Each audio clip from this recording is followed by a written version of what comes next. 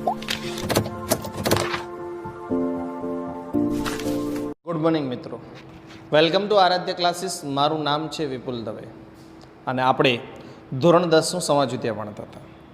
ગયા લેક્ચરમાં આપણે 10મા ચેપ્ટરના જેટલા પણ ઔષધિઓ છે, એટલે કે જેટલા બી પાકો છે એના વિશે ચર્ચા કરતાં કરતાં અંતમાં આપણે તમાકુ સુધી પહોંચ્યા હતા. તમાકુમાં આપણે અંતે એવું ભણ્યા હતા કે ભારતમાં સિક્કિમ એવો પહેલો પ્રદેશ છે જેણે તમાકુ પર પ્રતિબંધ મૂકેલો હતો. ઓકે, તો ચાલો હવે શરૂ થાય છે રબર. રબરની એક ખાસિયત તમને મિત્રો ખબર છે શું છે? નહીં ખબર? મને બહુ સારી ગમે છે. રબરની ખાસિયત છે ખબર? રબર આગળથી બોલો કે પાછળથી, રબરનું રબર જ બોલાય છે. કેટલું સારું કહેવાય, રબર રબર.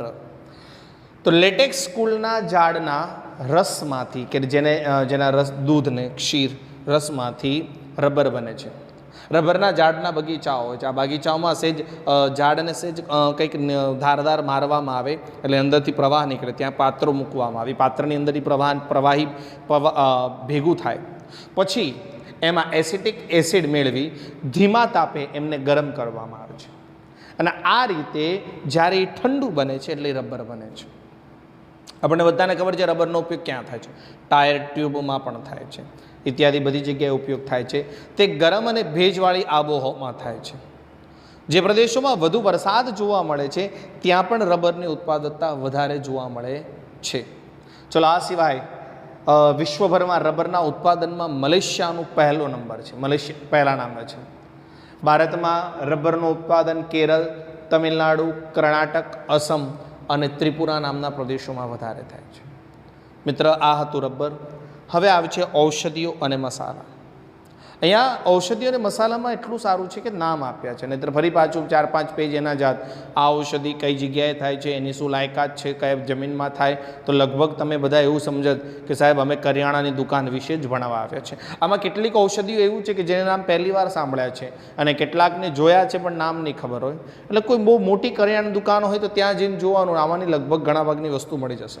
ચલો, ભારતમાં જીરું, વરિયાળી, ઈસબગુલ આ ઉત્પાદનમાં વિશ્વમાં ગુજરાતનો જ પહેલો નંબર છે. ભારતનો તો છે જ, પણ ગુજરાતનો પહેલો નંબર છે. દાણા, મેથી, રાઈ, સુવા, અજમા આ બધામાં પણ વિકાસમાં ભારત નોકરે છે. વિશ્વના આખી દુનિયામાં જેટલું પણ મરી મસાલા થાય છે એનું 35% મરી મસાલા એકલું ભારતમાં થાય છે. અત્યારથી નહીં, 1300-1400ની સાલમાં અંગ્રેજો ભારતમાં, વિદેશી પ્રજા ભારતમાં આવી. એનું પહેલું કારણ શું હતું ખબર? બોલે ભારતના મરી મસાલા લેવા માટે ભારતમાં આવી હતી. વાસ્કો દ ગામા શું કામ ભારત આવ્યો હતો? બોલે 1453માં કોન્સ્ટેન્ટિનોપલનું પતન થઈ ગયું ત્યારે ભારતના મરી મસાલા યુરોપના દેશોને મળતા બંધ થઈ ગયા. એટલે યુરોપના દેશોને ભારતના મરી મસાલા વગર ચાલતું નહોતું. એટલે એન કેન પ્રકારે કોઈ પણ કાર્ય દ્વારા એમને ભારત પહોંચવું હતું અને એટલા માટે વાસ્કો દ ગામા ભારત આવ્યો હતો અને એના પછી બધી પ્રજાઓ આવી હતી. તો ભારતના મરી મસાલા હમણાં નહીં, ત્યારના ફેમસ છે. તો 35% ભારતમાં બને છે. ભારતમાં કાળા મરી, તજ, લવિંગ, એલાયચી આ બધીની વિદેશોમાં બહુ માંગ છે. ભારતમાં, ગુજરાતમાં અશ્વગંધા, તુલસી, કરિયાતુ, મીઠી આવળ, સફેદ મુળસી, મધુનાશિની, અશોક, ગરમર, લીંડી પીપર, ગળો, કુંવરપાઠું આવી ઔષધિઓ જોવા મળે છે. આ સિવાય ફુદીનો, મેન્થોલ, પામરોઝ, લેમન ગ્રાસ આવી ઔષધિઓ પણ ભારતમાં જોવા મળે છે. અને આ બધી ઔષધિઓ ભારતના વ્યવસાયને સારું બનાવે છે. આપણી ઔષધિઓમાંથી જ આપણને દવા પણ બનાવે છે. ઘરમાં આપણે ઘરગથ્થુ, અત્યારે તો કોરોના કારણોસર ઘણા લોકોને જે ઉકાળા બને છે એ બધામાં ઘણા બધા આવી જ ઔષધિઓનો સમાવેશ થાય છે. ચલો, ત્યારબાદ આવે છે શાકભાજી અને ફૂલો. ફળોના ઉત્પાદનમાં ભારત ચીન પછી બીજા નંબરે આવે છે. ભારતમાં કેળા, કેરી, સફરજન, દ્રાક્ષ, નાશપતિ, નારંગી વગેરે જોવા મળે છે. કેળાનું ઉત્પાદન ક્યાં થાય? બોલે તમિલનાડુ, ગુજરાત, મહારાષ્ટ્ર. સફરજન જમ્મુ કાશ્મીર, હિમાચલ પ્રદેશોમાં થાય છે. દ્રાક્ષ ઉત્તરાખંડમાં, મહારાષ્ટ્રમાં, હિમાચલ પ્રદેશમાં, જમ્મુ કાશ્મીરમાં, પંજાબ, તમિલનાડુમાં થાય છે. દ્રાક્ષની માંગ વધુ છે, આપણા દેશમાં ઉત્પાદન ઓછું થાય છે એટલે આપણે અફઘાનિસ્તાન, પાકિસ્તાન, ઓસ્ટ્રેલિયાથી મંગાવીએ છીએ. આ સિવાય ભારતમાં ઘણા બધા શાકભાજીઓની પણ ખેતી થાય છે. એ બધાના નામ નથી લખ્યા. એટલે સારું છે. નહીં તો તમારે બટેકા ક્યાં થાય, ટમેટા, દૂધી, કોબી, ફુલાવર, ભીંડો અને ગલકા અને તુરિયા અને ટિંડોરા અને એટલું બધું આવત ને તમે એમ થાય કે હવે સાહેબ તમે એમને શાક માર્કેટમાં લઈ જાઓ છો. ચલો, ભારતમાં ઘણા બધા ફૂલો થાય છે, ગુલાબ, જુઈ, મોગરો, ગલગટ્ટુ, આ સિવાય બારમાસી, ચંપો, ચમેલી બધું થાય છે, પણ બધા વિશે માત્ર માહિતી આપી છે. ઓકે, ચલો અહીંયા તમને કીધું રોકડિયા પાકોમાં ઘાસચારાના પાકની અછત થાય છે. રોકડિયા પાકમાં શું થાય કે એમાં ઘાસચારો નીકળે જ નહીં. બાકી બધા અનાજમાં શું હોય, જેમ કે જુવાર છે, બાજરી છે, તેના ઉપર દોડવામાં દાણા હોય, બાકીનું જે વધ્યું છે એ બધું ઘાસચારામાં પશુ પંખી ખાય. પણ રોકડિયા પાક એવું છે, શેરડી છે, તો શેરડી આખી પીલાઈ જાય છે, એમાં વધારાનું કાંઈ ઉગતું નથી, એટલા માટે એમાંથી ઘાસચારો નીકળતો જ નથી. તમાકુ છે, તમાકુના છોડના બધા પાંદડાનો ઉપયોગ તો તમાકુ બનાવવા જાય, તો એનો પણ કોઈ ઉપયોગ થતો નથી. એટલા માટે રોકડિયા પાકોથી બહુ ઓછો ઘાસચારો મળે છે.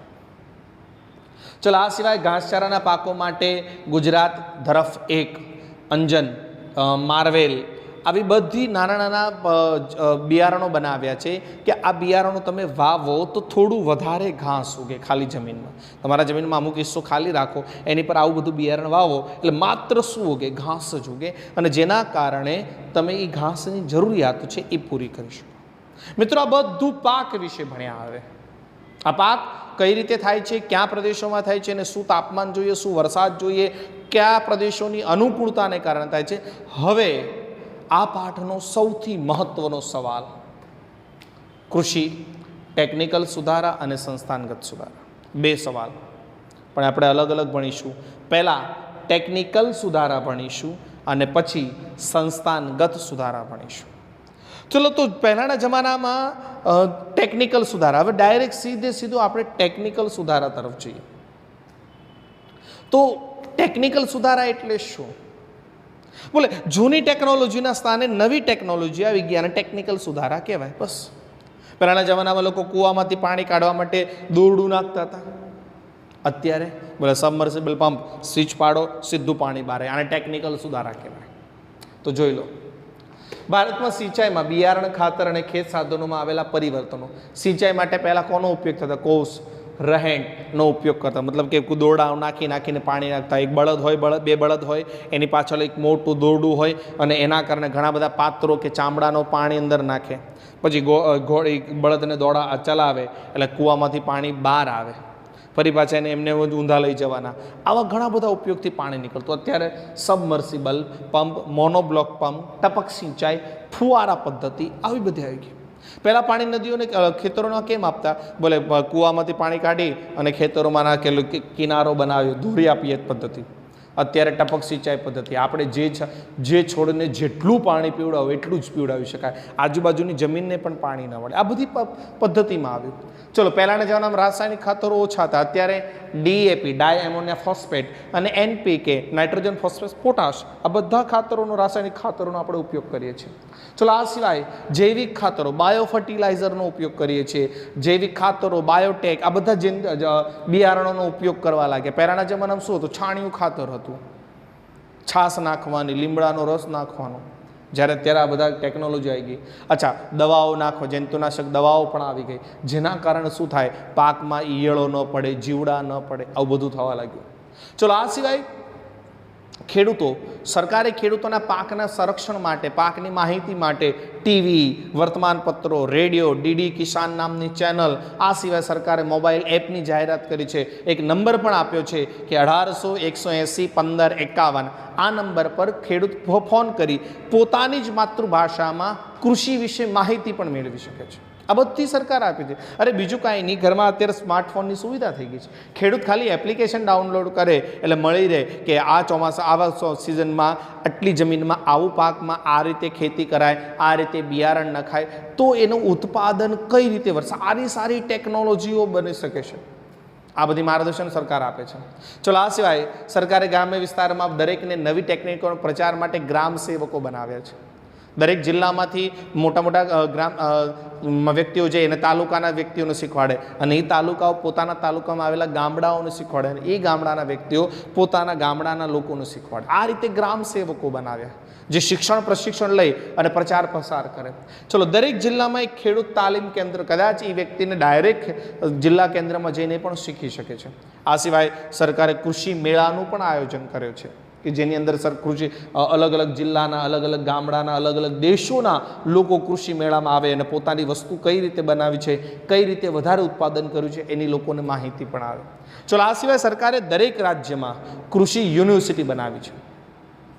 ગુજરાતમાં પહેલાં એક જ કૃષિ યુનિવર્સિટી હતી, બનાસકાંઠાના દાંતીવાડા જિલ્લામાં સરદાર પટેલ કૃષિ યુનિવર્સિટી હતી, એક જ. અત્યારે દાંતીવાડા, જુનાગઢ, આણંદ, નવસારી બધી જગ્યાએ કૃષિ યુનિવર્સિટી થઈ ગઈ. ખેતી વિશે લોકો ભણી છે. ચલો, આ સિવાય સરકારે આના માટે બે સંસ્થાઓ બનાવી છે. આઈકાર એટલે Indian council of agriculture research અને બીજું છે DARE, department of agriculture research and institute. આ બધી જગ્યાએ તમને સરકાર સારું સારું જ્ઞાન આપે, ખેતીને લગતું આપે, નવી નવી ખેતીમાં કેવી કેવી ટેકનોલોજી આવી છે આ બધાનો પ્રચાર પ્રસાર કરે અને આ બધા દ્વારા વિકાસ થઈ શકે. તો આ હતું technical, department of agriculture research and education. યાદ રાખજો, આઈકાર અને ડારે, DARE, ડારે. ઓકે, ચલો, આ હતું આપણું ટેકનિકલ સુધારા. હવે આવે સંસ્થાનગત સુધારા. ખેડૂતો માટે ટેકનોલોજીમાં શું પરિવર્તન આવ્યા એ તો ભણી ચૂક્યા. હવે ખેડૂતો માટે સંસ્થા એટલે કે જે કામ કરનાર લોકોની સંસ્થાઓ છે એમાં શું પરિવર્તન આવ્યું? તો સરકાર દ્વારા ખેડૂતો માટે સૌથી પહેલાં જમીનદારી પ્રથા નાબૂદ કરી નાખી.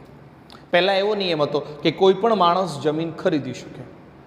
હવે ખેતી લાયક જમીન એ જ ખરીદી શકે કે જેની પાસે ક્યાંક જમીન પડી હોય, એટલે ખેડૂત જ ખેડૂત બની શકે.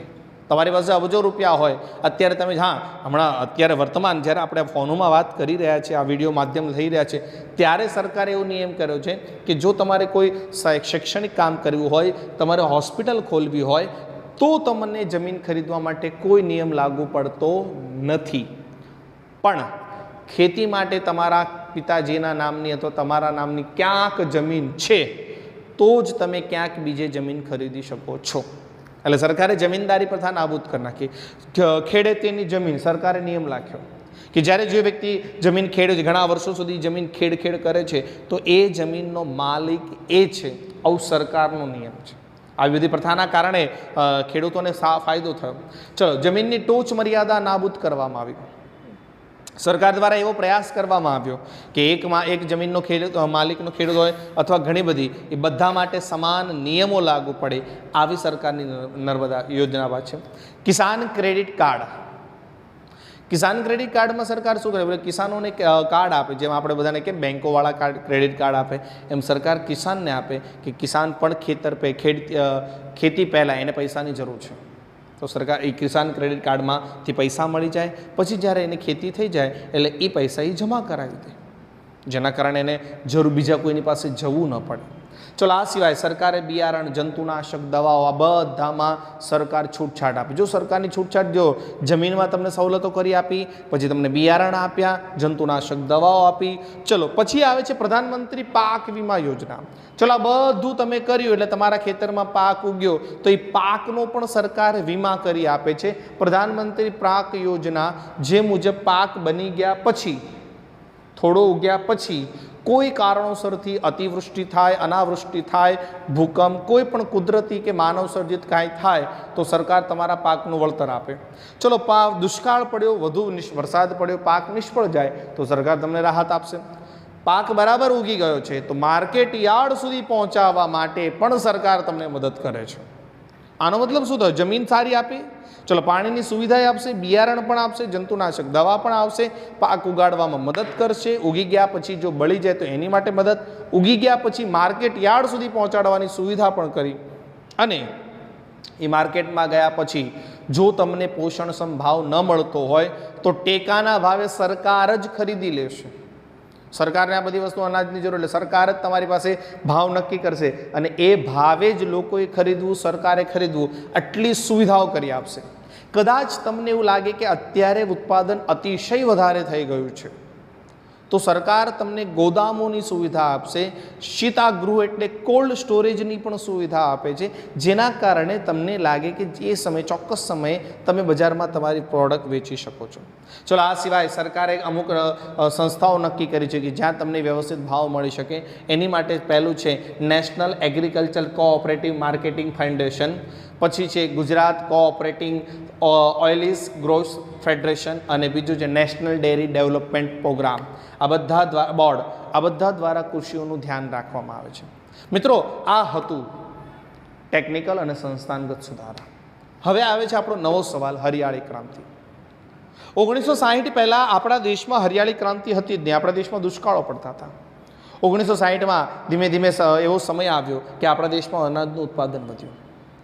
આઝાદીની આ તરત જ આપણા દેશમાં એટલી તકલીફ હતી કે આપણા દેશને જેટલું અનાજ જોઈતું હતું ને એટલું પણ ઉત્પાદન નહોતું થયું. આપણા દેશના બીજા દેશો પાસેથી અનાજ આયાત કરવું પડતું હતું.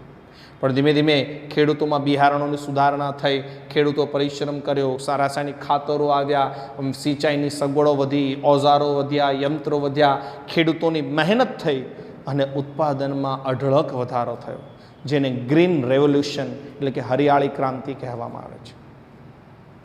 હરિયાળી ક્રાંતિના કારણે આપણા બધાની કૃષિની આવક વધી. કીટકનાશક દવાનો ઉપયોગ વધારે કરવાથી શું થયું? બોલે અનાજને સારો ફાયદો થવા લાગ્યો અને આના કારણે ખેડૂતોની સ્થિતિ સુધરી થઈ. હરિયાળી ક્રાંતિને કારણે ઘઉં અને ડાંગરમાં વિક્રમજનક ઉત્પાદન થયું. અત્યારે અડધી દુનિયાને ઘઉં અને ડાંગર ભારત પૂરું પાડે છે. આપણા દેશને તો મળે છે, પણ આપણે બીજા ઘણા બધા દેશોને પણ અનાજ પૂરું પાડીએ છીએ. ચલો, આ પહેલાં અનાજની અછત હતી. પહેલાં એક વર્ષ દુષ્કાળ પડે તો તકલીફ પડે. અત્યારે સરકાર પાસે પર્યાપ્ત માત્રામાં જથ્થો પડ્યો છે. પહેલાં એક દુષ્કાળના સમયે અનુભવ હતા, અત્યારે હરિયાળી ક્રાંતિને કારણે આવું કશું જ જોવા નથી મળતું. કોઈ પણ પ્રદેશમાં દુષ્કાળ પડે, સરકાર ત્યાં તરત ગમે તેમ કરીને અનાજ પૂરું પાડે છે. આજે સરકારે બફર સ્ટોક કર્યો છે, એકઠા કરી રાખ્યું છે અનાજ, દુષ્કાળના કે કટોકટીના સમયે પહોંચાડી શકે. હરિયાળી ક્રાંતિને કારણે ગુજરાતના એટલે કે ભારતના ખેડૂતો સ્વાવલંબી બન્યા છે. અને આના જ કારણે આપણે બધા ખેડૂતો, એટલા જ માટે ભારત કૃષિ પ્રધાન દેશ છે, પણ વધારે પડતું આશા પૈસા કમાવાના કારણે એટલે લોકોએ કઠોળનું ઉત્પાદન વધારે કર્યું, લોકોએ રોકડિયા પાકોનું ઉત્પાદન વધારે કર્યું. આ બધાના કારણે અનાજની અછત છે. કૃષિ વધારે થઈ રહી છે પણ અનાજ ઓછું છે. કઠોળ, રોકડિયા પાકોનું વધારે ઉત્પાદન થઈ રહ્યું છે, જેના કારણે શું થાય કે એક પ્રકારનું અનાજનું કઠોળનું ઉત્પાદન થવાના કારણે ધીમે ધીમે જમીનની પ્રદૂષણતા પણ ઘટી રહી છે. આજે આપણે પ્રગતિ સુધી તો પહોંચી રહ્યા છે, પણ હજી પણ આપણે થોડી ઘણી બધી બાબતોનું ધ્યાન રાખવું ખૂબ જરૂરી છે. ચાલો, નવો સવાલ. આપણે જે ખેતી કરીએ છીએ એ ખેતીનું ભારતીય અર્થકરણમાં શું મહત્ત્વ છે, કેટલું યોગદાન આપે છે? મેં આ પાઠની જ્યારે શરૂઆત કરી ત્યારે તમને બે વસ્તુ સમજાવી હતી. ભારતમાં 60% લોકો ખેતી કરે છે અને એનો કુલ આવકનો હિસ્સો 18 થી 22% છે. આવું આ ચેપ્ટરની શરૂઆતમાં કીધું. અને તમે પણ જ્યારે આ ચેપ્ટરનો વિડીયો જુઓ ત્યારે ચોપડીના પહેલાં આ ચેપ્ટરના પહેલા પેજ પર પહેલો પેરેગ્રાફ આપ્યો છે, ત્યાં આવું લખ્યું છે. જોઈ લઈએ તો ભારતનો લગભગ અડધા કરતાં વધારે લોકો રોજગારી પૂરી પાડે છે. 60%, અડધ કરતાં વધારે એટલે કે 50% કરતાં વધારે લોકો શું કામ કરે છે? બોલે ખેતીનું. બોલે ઘરેલું પેદાશમાં કૃષિનો જીડીપી ટકા 70%. ભારતમાં જેટલી વસ્તુ ઉત્પાદન થાય છે એમાં 70% આપણને શેમાંથી પ્રાપ્ત થાય છે? કૃષિ દ્વારા પ્રાપ્ત થાય છે. ચલો, કૃષિમાંથી આપણને ચોખા, ઘઉં, તેલીબિયા, કપાસ, શણ, ચા, શેરડી, તમાકુ, બટેકા વગેરે મળે છે. આટલું બધું બહુ ઉત્પાદન થાય છે, જેને આપણે વિદેશમાં મોકલીએ છીએ. અને જ્યારે આપણે વિદેશમાં મોકલીએ છીએ ને ત્યારે આપણને વિદેશી હુંડિયામણ એટલે કે વિદેશી નાણું મળે છે. ખેત ઉત્પાદનમાં વિશ્વભરમાં દુનિયામાં ભારતનું સ્થાન બીજા નંબરનું છે. સુતરાઉ કાપડ, ખાંડ, કાગળ, તેલ આ બધાનો ઉપયોગ એટલે કે ખેતીથી આટલા ઉદ્યોગો ચાલે છે. કપાસથી સુતરાઉ કાપડ ચાલે છે, પછી તેલીબિયાથી મગફળીથી તેલનું ઉત્પાદન થાય છે, શેરડી મળે છે એટલે ખાંડનું ઉત્પાદન થાય છે. એટલે મતલબ કૃષિથી આ ઉદ્યોગો પણ ચાલે છે. ખબર નહીં આ જે વાક્ય હવે જે બોલું છું એ શું કામ લખ્યું છે ખબર નહીં, કે કૃષિ આપણને ખોરાક પૂરો પાડે છે. સારું થયું આપણને કીધું, નહીંતર આપણને બધાને તો ખબર નથી કે આપણે જે ખાઈએ છીએ ક્યાંથી આવે છે. પણ એમ છતાં એ લોકોએ લખ્યું છે કે કૃષિ ભારતના લોકોને ખોરાક પૂરો પાડે છે. ચલો, એમ છતાંય આપણે ત્યાં કૃષિ અવાળી છે, અનિયમિત અને અનિશ્ચિત. કારણ કે કૃષિ મોટા ભાગે વરસાદ પર આધાર રાખે છે. વરસાદ કેવો છે? અવાળો, ક્યારેક વધારે પડે, ક્યારેક ઓછો પડે, ક્યારેક વહેલો આવે, ક્યારેક મોડો આવે, ક્યારેક ન પણ આવે. આના કારણોથી કૃષિ પર ભારણ વધારે છે. બસ એ કૃષિ પરનું ભારણ ઘટાડવાનો આપણે પ્રયાસ કરવો જોઈશે. ચલો, અનાજ સંરક્ષણ. કોઈ પણ દેશની જરૂરિયાત છે અનાજ સંરક્ષણ. જ્યારે એ દેશની અનાજની વસ્તી વધે તો એના દેશોના લોકોને ખોરાકની માંગ વધે, તો એ માંગને પૂરું પાડવા માટે કોઈ પણ હિસાબે આપણે અનાજ પહોંચાડવું પડે છે. એક સમય એવો હતો, કારણ કે જો તમે કોઈ દેશ પાસેથી તમે અનાજ આયાત કરો, કે એને ખબર છે કે આ દેશના લોકોનો ખોરાક જ આપણે આપીએ છીએ, એટલે આપણી સ્વતંત્રતા જોખમાય છે. કેમ? એ જેમ નિયમો કહે, જે કન્ડિશન કે આપણે હા પાડવી પડે. એટલે કોઈ પણ દેશની જરૂરિયાત છે અનાજ, એટલે એ અનાજ જાતે મળતું હોય અથવા એને બીજા પર ભરોસો ન રાખવો પડે તો સારું વાત છે. આઝાદી પહેલાં આપણા દેશમાં અનાજનું ઉત્પાદન ઓછું હતું. જો તમને એક આંકડા આપ્યા છે, 1951માં ભારતમાં 36 કરોડ 10 લાખની વસ્તી હતી. અત્યારે 125 કરોડની વસ્તી છે. તો અનાજનું ઉત્પાદન કેવું છે તો તમને એની પણ માહિતી આપી કે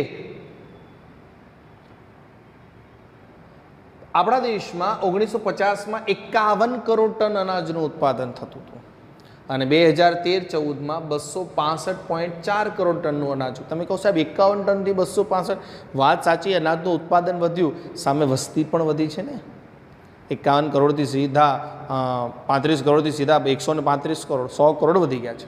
તો આજના જમાનામાં આપણા બધાની ન્યૂનતમ જરૂરિયાત છે રોટી, કપડાં, મકાન. સરકાર પાસે એટલું બફર સ્ટોક છે કે બધાની ન્યૂનતમ જરૂરિયાત પૂરી શકે છે. સરકાર ધારે તો બધા ભૂખે ન મરે, બધાને અનાજ પહોંચાડી શકે છે, એટલી બધી સુવિધાઓ છે. અત્યારે નવી નવી ટેકનોલોજી આવી જાય જેના કારણે અનાજ ન બગડે. પણ એમ છતાંય આજના જમાનામાં લોકો અનાજનો બેફામ ઉપયોગ કરે છે. આટલું બધું અનાજનું ઉત્પાદન છે, આટલી બધી ટેકનોલોજી છે અને આટલી બધી આપણી પાસે વ્યવસ્થા પણ છે, પણ એક અંદાજ મુજબ એવું કહેવામાં આવે છે કે ભારતમાં 19% આસપાસ ગરીબો છે. 16થી 19% આસપાસ. હવે જો 16% ગણીએ ને અને ભારતની 100 કરોડની વસ્તી ગણીએ તો ભારતમાં 16 કરોડ લોકો ગરીબ છે, એક અનુમાન પ્રમાણે. કદાચ આંકડા પ્લસ માઇનસ પણ હશે. અને ગરીબોના લક્ષણો છે, આપણે 17મા ચેપ્ટરમાં ભણીશું અને એમાં એક સેન્ટેન્સ લખ્યું છે, જેને 2 ટંક ભોજન ન મળે. જે 2 ટાઈમ નથી જમતો એને ગરીબ કહેવાય છે. ઘણા બધા લક્ષણોમાં એક લક્ષણ છે કે જેને 2 ટાઈમ ભોજન ન મળે એને ગરીબ કહેવાય. મતલબ કે ભારતમાં 16 કરોડ લોકો એક જ ટાઈમ જમે છે. એટલા માટે આપણને એવું લાગે કે સાહેબ એટલું બધું અનાજનું ઉત્પાદન છે, પણ એમ છતાંય લોકો એટલું બધું બગાડ કરી રહ્યા છે. એટલા માટે ગરીબો સુધી નથી પહોંચી રહ્યા. એટલા માટે સરકારે ખાદ્ય સુરક્ષા કાયદો, ફૂડ સિક્યુરિટી એક્ટ, મતલબ કે દરેક ગરીબને મફતમાં અનાજ મળે અથવા દરેકને ભોજન મળવું જોઈએ. ગરીબ છે તો ફ્રીમાં, મધ્યમ વર્ગ છે તો એ પ્રમાણે, પણ બધાને અનાજ મળવું જોઈએ. ઓકે, ચલો તો ધીમે ધીમે આપણે પણ ચેપ્ટર પૂરું તરફ જઈ રહ્યા છીએ કે આપણે જે ખેતી કરી રહ્યા છીએ એની વિશ્વ પર શું અસર થઈ શકે છે. તો ભારતમાં વૈશ્વિક બજારમાં આપણે જે વેચીએ છીએ નફો મળે છે, એના કારણે શું થાય, એટલે નક્કી કર્યું કે આપણે સારી વસ્તુ બનાવો એને વેચો. તો વૈશ્વિકરણમાં અસર એટલું થઈ ગયું કે દુનિયાની વસ્તુ ભારતમાં આવતી થઈ ગઈ. ગુજરાતમાં કપાસ, મરી મસાલા દુનિયામાં વેચાવા લાગ્યા, ચીનના બજારોમાં, અને દુનિયાની બધી વસ્તુ ભારતમાં આવવા લાગી. આના જ કારણસર જેનેટિકલ મોડિફાઈ થઈ બીટી નામનું બિયારણ આવ્યું અને આ બિયારણ આવવાના કારણે કપાસ અને મકાઈના ઉત્પાદનમાં વધારો થઈ ગયો.